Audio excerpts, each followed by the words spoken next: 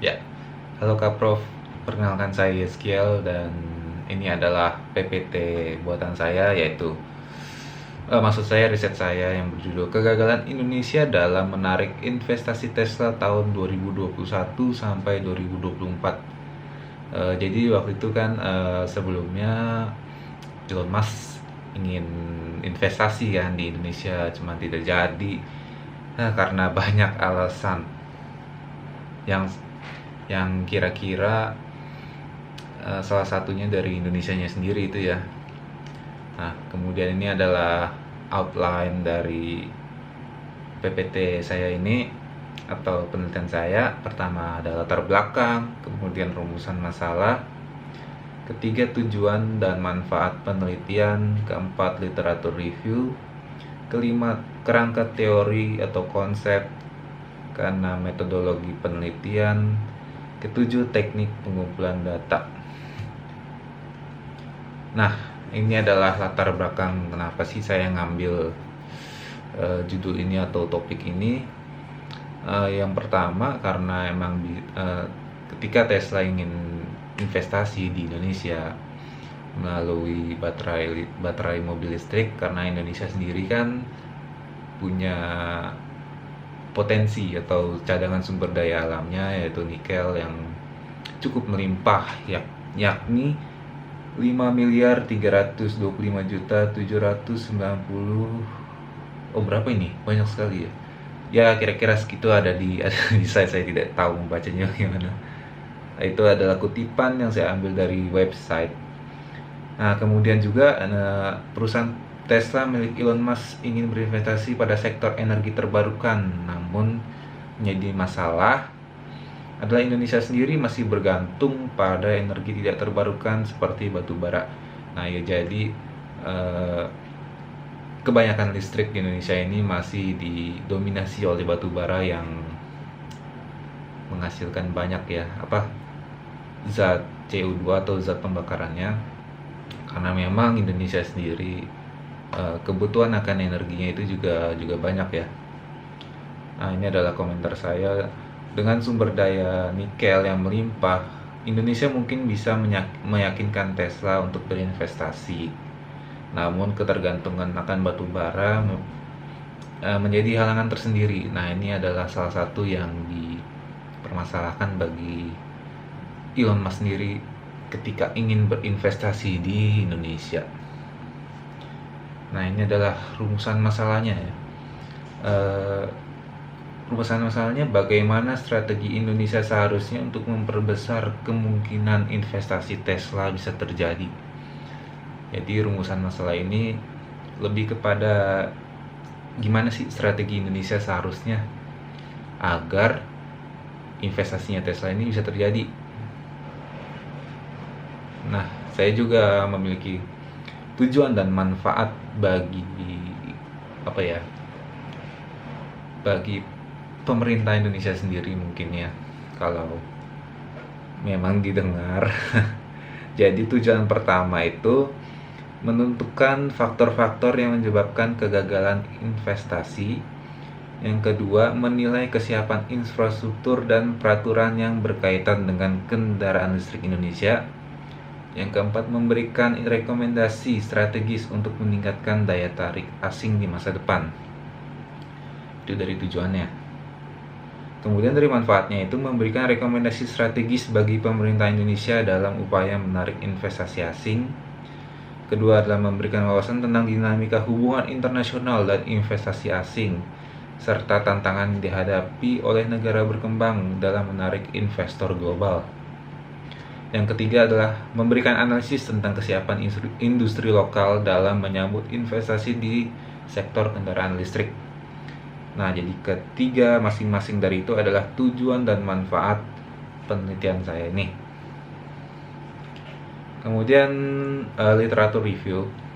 Mohon maaf ya Kak Prof, ini saya hanya menemukan 8 saja yang sesuai dengan penelitian saya ini. Tapi mengapa 8 saja ya, saya pikir saya bisa jadi yang ke-9 mungkin nanti ya kalau Kalau emang ada orang lain yang ingin mencarinya, saya bisa jadi yang ke-9. Uh, ini ada yang pertama ini membahas tentang jurnal ini nih, membahas tentang pertumbuhan industri mobil listrik di Indonesia. Nah, didukung oleh kerjasama internasional, kebijakan pemerintah, potensi sumber daya lokal seperti nikel. Nah, jadi jurnal ini nih membahas pertumbuhan industrinya mobil listrik Indonesia itu bagaimana. Nah, yang kedua ini membahas konsep trilema energi dalam konteks Indonesia dan pentingnya energi terbarukan. Jadi selama saya mempelajari tentang energi dahulu ya, waktu masih sekolah hingga tahun 2023. Jadi tahun 2023 itu kan saya gap year, jadi saya mempelajari tentang energi yang awalnya memang saya ingin masuk teknik, cuman tidak jadi karena saya IPS. Jadi simple itu begini ya, hukum termodinamika atau hukum kekekalan energi itu masih tidak bisa dibantahkan. Jadi saya akan berikan contoh. 1 kilogram batu bara bisa menghidupkan 2 rumah, istilahnya begitu. Nah, kemudian bagaimana mungkin 1 kilogram batu bara ini bisa menghidupkan 10 rumah? Jadi tidak mungkin. Jadi pasti jumlahnya ditambah batu baranya dong. Dan tentu hasilnya menghasilkan lebih banyak CO2. Nah, itu efeknya ke lingkungan tersendiri. Jadi efek sampingnya kalau kita bergantung pada batu bara, ya lingkungannya jadi lebih buruk. Kemudian yang ketiga, jurnal ini membahas tentang strategi pemasaran mobil listrik di Indonesia dan fokusnya pada pasar, perencanaan komunikasi, pemasaran terintegrasi, dan pemaparan strategi berbasis kerangka deployment plan yang mencakup trigger, engage, dan accelerate. Kemudian yang keempat, membahas tentang hilirisasi nikel di Indonesia dalam konteks global supply chain dan hybrid resource nationalism. Kemudian penelitian yang kelima membahas dampak kebijakan hilirisasi nikel itu sendiri dan larangan ekspor biji nikel di Indonesia. Jadi waktu itu kan yang kelima ini nih jurnalnya, kita tuh Indonesia itu sempat digugat ya kalau nggak salah, karena kita mau ekspor nikel dalam keadaan yang udah diolah sendiri di dalam negeri supaya nilai jualnya tuh lebih banyak.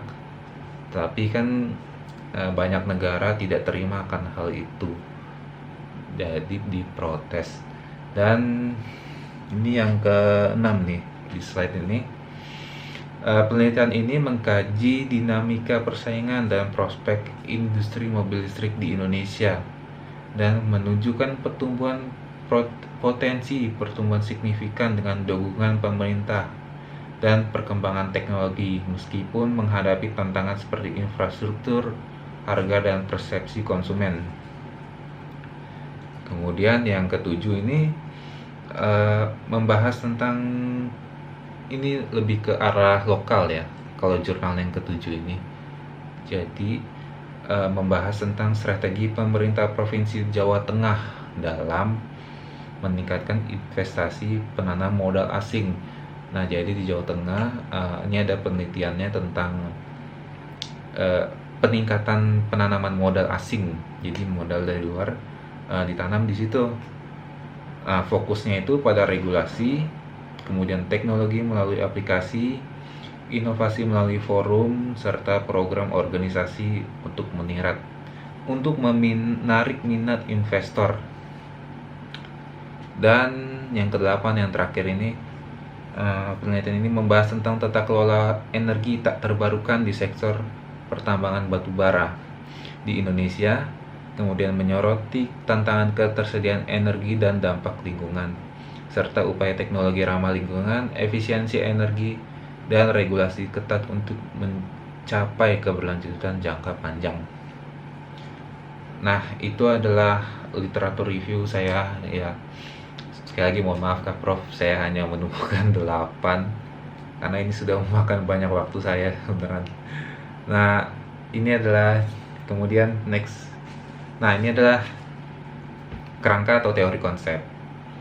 Di sini saya menggunakan teori konsep milik Keohane, mungkin itu cara bacanya ya. Jadi ini adalah tentang teori neoliberalisme institusional. Nah, jadi dari bukunya Keohane ini yang berjudul Power and Interdependence tahun 2012. Jadi teori ini menunjukkan kurangnya transparansi dan dapat menjadi penghalang utama dalam menarik investasi asing yang relevan untuk menganalisis investasi di Indonesia. Nah, jadi ini karena kurangnya transparansi Indonesia sendiri terhadap Elon Musk, jadinya tidak jadi. Karena sesuai dari ilmu yang diberikan oleh Pak Arthur kepada saya tuh tentang interdependence, jadi kedua pihak itu saling ketergantungan. Beda dengan dependensi. Jadi kalau dependensi satu pihak hanya bergantung ke pihak lain, tetapi pihak yang ditergantungi tidak tergantung oleh yang dipihaki. Itu adalah teori yang saya pakai, teori neoliberalisme institusional. Kemudian ada ini metode penelitian, metodologi. Jadi saya mengambil metodologinya ini bersifat kualitatif ya, menggunakan kata-kata saja, karena kalau kuantitatif itu lumayan banyak angka dan saya tidak bisa membaca semua angka karena ya mungkin itu kesanggupan saya. Nah, kemudian ini adalah teknik pengumpulan datanya. Di sini saya analisis dokumen, kemudian ada literatur review atau jurnal atau artikel. Ini yang paling banyak, yang tadi 8 itu, dan riset online dari website. Nah, kombinasi ketiganya ini memberikan gambaran lengkap dari data kualitatif dalam dokumen hingga wawasan teori literatur. Teknik menggabungkan konteks historis dari literatur dan dokumen dengan data terkini dari pencarian online. Nah, jadi ini adalah yang terakhir, teknik pengumpulan data saya. Saya hanya menggunakan 3 ini saja, dan penelitian saya ini lebih kepada Indonesia sendiri sih, yang masih tergantung pada sektor energi tidak terbarukan, karena masih banyak daerah-daerah di wilayah Indonesia juga menurut saya ya yang belum menggunakan energi terbarukan, jadi masih bergantung pada batu bara. Kalau menurut saya sendiri ya, dengan adanya mobil listrik ini percuma sih kalau kita menggunakan batu bara. Jadi kita hanya istilahnya tuh memindahkan titik polusinya saja. Jadi kita memaksa pembangkit listriknya itu bekerja keras. Jadi untuk bekerja keras itu menghasilkan polusi yang berlebih juga. Itu adalah salah satu hukum termodinamika dalam fisika yang tidak dapat dibantah hingga saat ini. Itu masuk ke hukum kekekalan energi lah, yang artinya energi tidak dapat diciptakan atau dibuat, namun energi hanya dapat diubah bentuk atau wujudnya saja. Jadi ini adalah daftar pustakanya.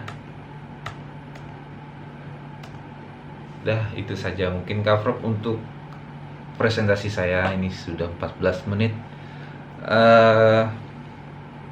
Jadi saya tekankan kembali, ini adalah penelitian saya, kurangnya transparansi Indonesia sendiri terhadap investor asing yang menyebabkan kegagalannya. Mungkin kita bisa lebih mulai dari misalnya pembangunan pembangkit listrik terbarukan, itu mungkin bisa jadi salah satu dorongan atau batu loncatan kita bagi investor asing yang ingin berinvestasi di sini dalam hal kendaraan listrik.